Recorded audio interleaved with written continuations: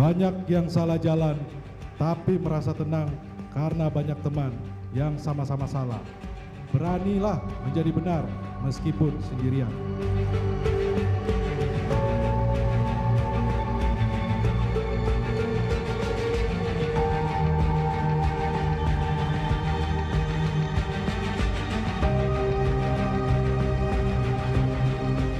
Jelang vonis hakim 15 Februari 2023, suara dukungan yang menuntut keadilan bagi Eliezer bertambah.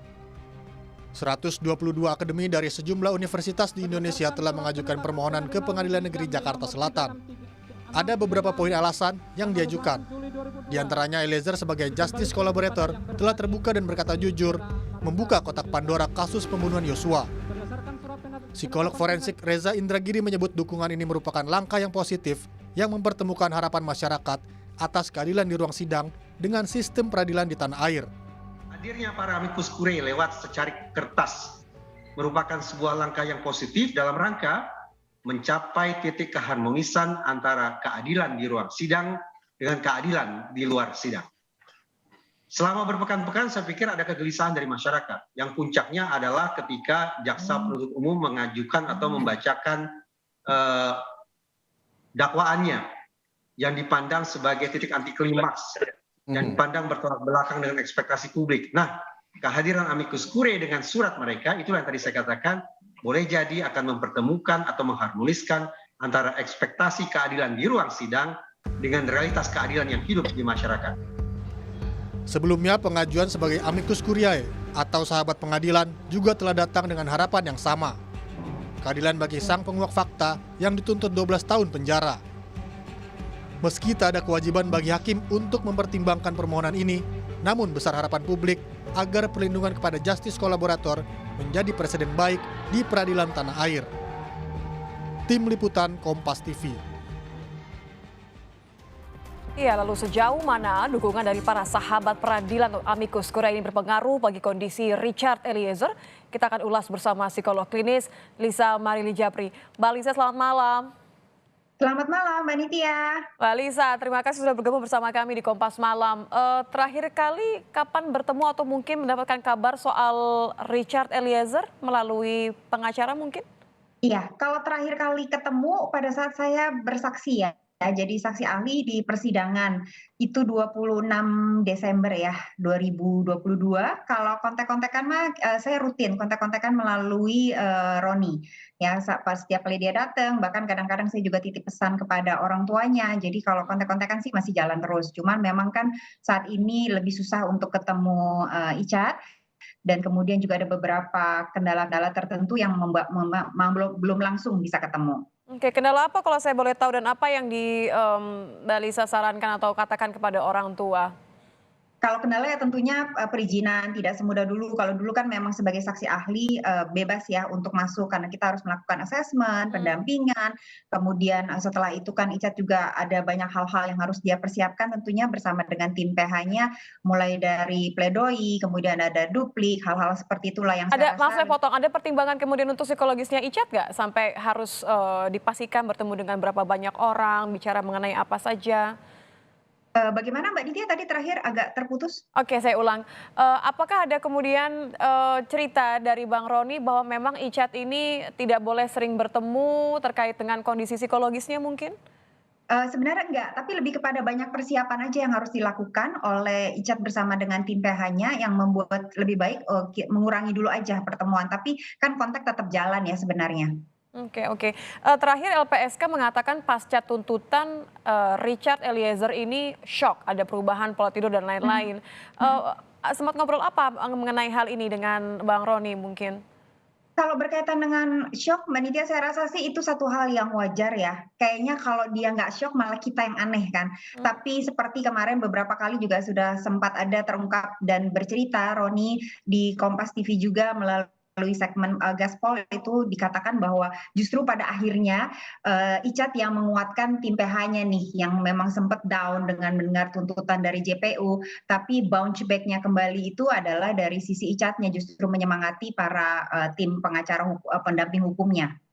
Jadi memang dari awal nampaknya seorang Richard Eliezer seperti itu ya Mbak ya karakternya. Anda melihat bahwa dia cukup kuat Oh sampai-sampai ya, setelah itu dituntut pun. saya paling kagum dengan Icat dari sisi itu sih, dan hasil asesmennya pun menunjukkan bahwa selain ada tingkat kepatuhan yang sangat tinggi, kejujurannya juga sangat tinggi, dia sangat apa ya, people person. Jadi dia senang untuk menyemangati orang, dia senang berada di lingkungan yang sangat kondusif, saling suportif, kemudian dia senang membantu, dia punya inisiatif yang besar sekali setiap kali untuk membantu orang lain, memberi dengan penuh kasih. Dia memang orangnya people person. Jadi ketika dia shock, tentunya itu nggak lama kemudian ketika dia merasa begitu banyak dukungan datang kepada dia, malah gantian dia yang bisa memberikan dukungan kepada tim PH-nya.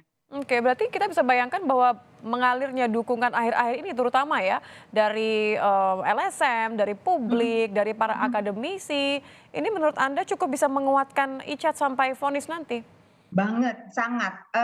Memang dia tadinya kan berasa sendirian. Maksudnya dia orang kecil dengan pangkat paling rendah, datang dari keluarga yang mungkin siapalah gitu kan, keluarga yang Richard Eliezer ini tidak ada yang kenal, kemudian berhadapan dengan satu orang besar di sebuah institusi yang besar pula. Awalnya dia menyangka bahwa dia akan sendirian, tapi ketika kemudian gelombang dukungan itu terus datang, Icat perlahan-lahan mulai bangkit. Nah, ketika kemarin terakhir dari berapa amicus curiae itu turun juga, jadi dia makin yakin bahwa ternyata bukan hanya masyarakat umum saja yang mendukung, tapi juga orang-orang yang diasumsikan punya pendidikan tinggi, posisi tinggi, ternyata memperhatikan selama ini berbulan-bulan panjangnya kasus ini dan pada akhirnya turut memberikan dukungan luar biasa buat Icat.